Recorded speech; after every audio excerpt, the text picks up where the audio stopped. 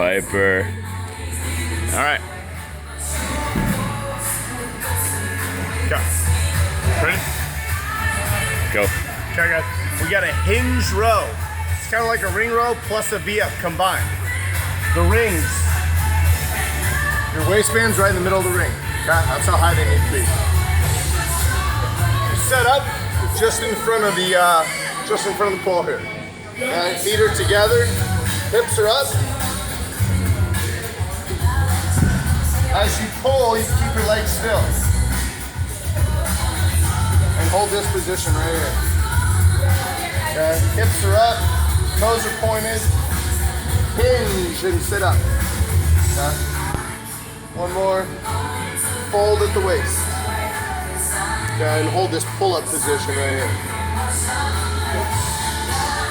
5 sets at 5, all the way to 5 sets at 15. Really hits